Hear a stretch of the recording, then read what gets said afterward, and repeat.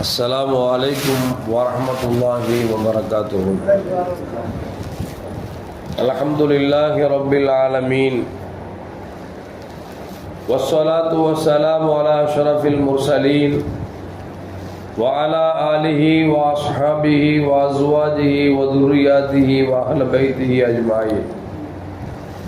சங்கைக்கும் மென்மைக்கும் உரிய பெரியோர்களே, சகோதரர்களே, எல்லாம் வல்ல அல்லாஹு ஜல்ல ஜலாலும் நாம் செய்யக்கூடிய எல்லா நற்காரியங்களையும் முகஸ்துதையின்றி இஹ்லாஸான முறையில் இறைவனுக்காக மட்டுமே செய்யப்பட்ட நல்வணக்கங்களில் நம் வணக்கங்களை அல்லாஹ் அங்கீகரித்துக் கொள்வானாக.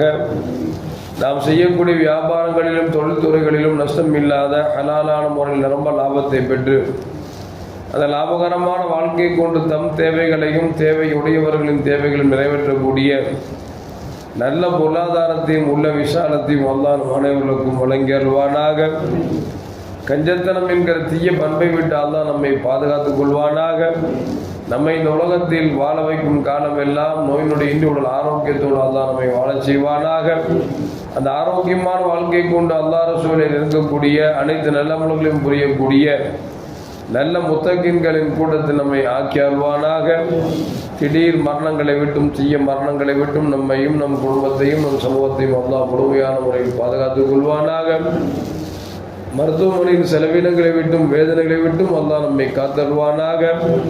நம்மில் யாரெல்லாம் நோயால் பாதிக்கப்பட்டு வீடே கதி என்றும் ஆஸ்பத்திரியை கதி என்றும் அல்லல் பட்டும் அவதியுற்றும் இருக்கிறார்களோ அத்தனை மக்களுக்கும் வெகு விரைவில் நோயை போக்கி உடல் ஆரோக்கியத்தை வழங்குவதோடு அவர்களை கொண்டு அவர் குடும்பத்திற்கும் சமூகத்திற்கும் நல்ல பலன் தரக்கூடிய மக்களாக ஆக்கி அருள்வானாக. நாம் இந்த உலகத்தில் வாழ்ந்து மறைகிற நேரத்தில் லா இலாஹ இல்லல்லாஹ் முஹம்மது ரசூலுல்லாஹ் என்ற கலிமாவை மொழிந்து ஜன்னத்துல் ஃபிர்தௌஸை கண்ணால் கண்டாக மகிழ்ந்து சிரித்து வண்ணமாக மரணிக்கக்கூடிய நல்வாக்கியம் என்ற மக்களில் அல்லாஹ் நம்மை ஆக்கி அருள்வானாக. மரணித்தும் மரணிக்காத இறைசரின் கொடுத்தில் அல்லாஹ் நம்மை ஆக்கி அருள்வானாக. நாளை மறுமையில கண்மணி முஹம்மது ரசூலுல்லாஹி ஸல்லல்லாஹு அலைஹி வஸல்லம் அவர்களின் திருக்கரங்களால் ஹவுதுல் கௌசர் என்கிற தடாகத்தில் நீர் வருகி அன்னாரின் ஷஃபாத்தை பெற்று அன்னாரின் கரம் பிடித்து ஜன்னத்துல் ஃபிர்தௌஸ் என்ற உயர்ந்த சுருக்கத்தில் அவர்களோடு அல்லாஹ் நம்மை சங்கமிக்க செய்வானாக. எல்லாவற்றுக்கும் மேலாக இறை அன்பை பெற்று இறைவனை பார்த்து பரவசமடையக்கூடிய அவர் லிக்காவையும் ரிதாவையும் பெற்ற மக்களில் அல்லாஹ் நம்மை ஆக்கி அருள்வானாக. அருமையான மூமின்களை, இன்று ஓதப்பட்ட சூரத்துல் முஸம்மிலில் அல்லாஹு ஜல்ல ஜலாலு கடைசியில் சொல்வான், இன்னல்லாஹ கஃபூருர் ரஹீம், அல்லாஹ் மன்னிக்கக்கூடியவனாகவும் இரக்கம் காட்டக்கூடியவனாக இருக்கிறான் என்று சொல்லி அந்த சூறாவை அல்லாஹ் உடைக்கிறான். அல்லாஹ் நம்மின் மீது எந்த அளவுக்கு கருணை கொண்டிருந்தால் பல இடங்களில் நான் மன்னிக்கக்கூடியவனாக இருக்கிறேன், உங்கள் மீது இரக்கம் காட்டக்கூடியவனாக இருக்கிறேன் என்பதை திரும்ப திரும்ப சொல்வதன் மூலியமாக நான் மன்னிப்பாளன் கருணையாளன் என்பதை மறந்து போன மனிதர்களுக்கு அல்லாஹ் மீண்டும் மீண்டும் ஞாபகப்படுத்தி கொண்டே இருக்கிறான். நாம் எல்லாம் கேட்ட ஒரு நிகழ்வுதான் கண்மணி முஹம்மது ரசூலுல்லாஹி ஸல்லல்லாஹு அலைஹி சொல்லுவாங்க, பனு இஸ்ரவேல் காலத்தில் ஒரு கொடூரமான மனிதர் 99 கொலைகளை செய்து விட்டார்.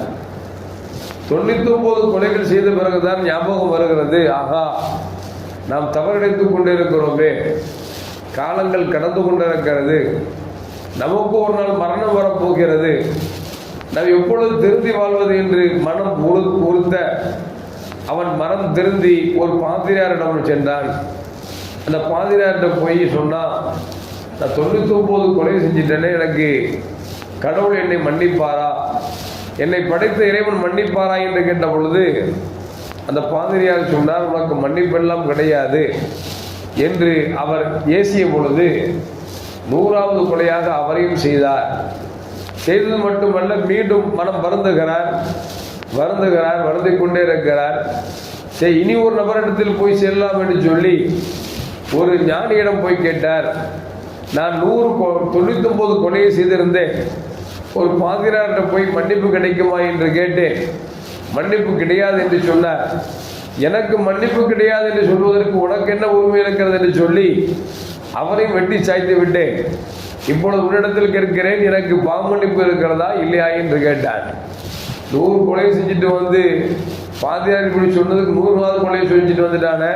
இப்போ நம்மளும் பாம்பு மாண்டிப்பு கிடைக்காதுன்னு சொன்னா நம்மளே கொண்டுறோம் போல தெரியுது அப்படின்னு சொல்லிட்டு அந்த உஷாரா வந்துட்டு அங்கே ஒரு கூட்டம் கடவுள்கிட்ட இறைவன்கிட்ட பாம்பு மன்னிப்பு தேடிட்டு இருக்கிறாங்க. அவங்களோட போய் சேர்ந்து நீ பாம்பு மன்னிப்பு தேடிட்டு சொன்ன பொழுது மனம் வருந்தி சந்தோஷத்தோடு வேகமாக போகிறான்.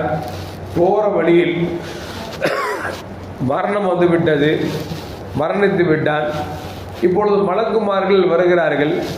ஒரு சாரார் சொல்லுகிறார்கள் 100 கொலையை செய்து விட்டானே, இவனுக்கு எப்படி மன்னிப்பு வழங்குவது, எனவே இவனுக்கு நரகம்தான் என்று சொல்லி ஒரு சாரார் மலக்குமார்கள் சொல்லுகிறார்கள்.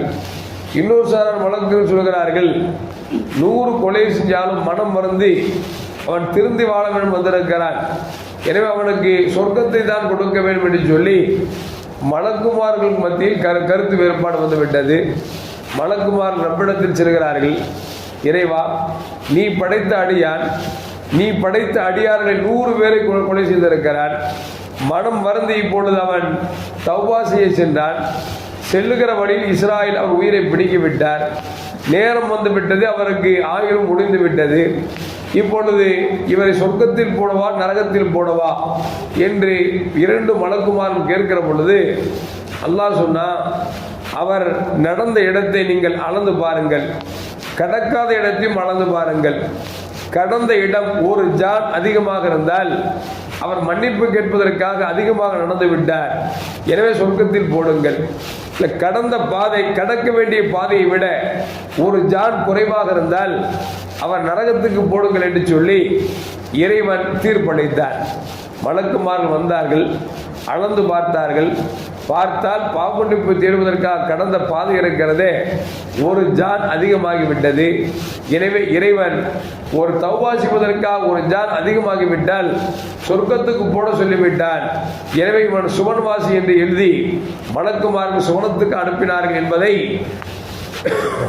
கண்மணி முஹம்மது ரசூலுல்லாஹி ஸல்லல்லாஹு அலைஹி வஸல்லம் சொல்கிறார் என்று சொன்னால், அருமையான மக்களே, ரப்பு எவ்வளவு கருணை உள்ளவனாக இருந்தால் 100 கொலையை செய்தவனை கூட மனம் திருந்தி அவன் தௌபா செய்யக்கூடிய இடத்தை அடைவதற்கு முன்பாகவே மரணித்திருந்தாலும் கூட அவன் சுவனவாசி என்று அல்லாஹ் தீர்ப்பளிக்கிறான் என்று சொன்னால், நம்ம எல்லாம் அவ்வளவு பெரிய பாவங்களா செய்து விட்டோம்.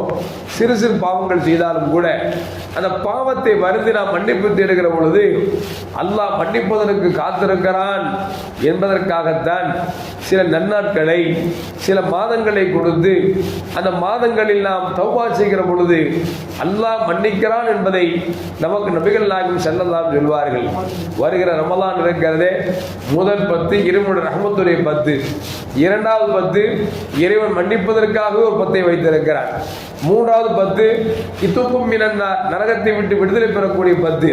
இந்த 3 10ம் கிடைத்து நமக்கு சொர்க்கம் கிடைக்கவில்லை என்று சொன்னால் நாம் அதை அசால்ட்டாக நாம் கவனக்குறைவாக இருந்துவிடக் கூடாது என்பதைத்தான் நபிகள் நாயகம் ஸல்லல்லாஹு அலைஹி வஸல்லம் சொல்லித் தருகிறார்கள். சொல்வார்கள் பெருமானார் ஸல்லல்லாஹு அலைஹி வஸல்லம், இத்தகுன் நார வலவ் பிஸ்ஸிக்கு தமர், ஒரு பேரித்தம்பழம் துண்டை கொடுத்தாவது நீங்கள் நரகத்தை விட்டு பாதுகாப்பு தேடிக்கொள்ளுங்கள் என்று பெருமானார் ஸல்லல்லாஹு அலைஹி சொல்கிறார்கள் என்று சொன்னால், நாம் சம்பாதித்தது எல்லாம் இழக்க வேண்டியதில்லை. இறைவன் எதை கொடுத்தானோ அதிலிருந்து நாம் கொஞ்சம் ஈகிற பொழுது அதை வைத்துக் கொண்டு அல்லாஹ் கொஞ்சம் நாம் நரகத்துக்கு சென்று விடாமல் பாதுகாப்பதற்காகத்தான் கண்மணி முஹம்மது ரசூலுல்லாஹ் சொல்வாங்க, ஒரு பேரித்தம்பழத்துண்டையாவது நீங்கள் தர்மம் கொடுங்கள், அதன் மூலியமாக அல்லாஹ் உங்களை நரகத்தை விட்டு பாதுகாத்து சொர்க்கத்தை தருவான் என்று பெருமானார் ஸல்லல்லாஹு சொல்லித் தருகிறார்கள். எனவே இறைவன் கருணையாளன், மன்னிப்பாளன், அன்பாளன் என்பதை விளங்கிக் கொண்டு நாம் ஒவ்வொரு நேரங்கள் செய்யக்கூடிய பாவங்களுக்கு அவ்வப்பொழுது அல்லாஹ்விடத்தில் அஸ்தக்ஃபிருல்லாஹுல் அஸீம் என்கிற கலிமாவை சொல்லுகிற பொழுது அல்லாஹ் நம்மை நேசிக்கிறான், விரும்புகிறான். அப்படிப்பட்ட மக்களில் அல்லாஹ் நம்மை ஆக்கி அருள்வானாக. அஸ்ஸலாமு அலைக்கும் வரஹ்மத்துல்லாஹி வபரகாத்துஹு.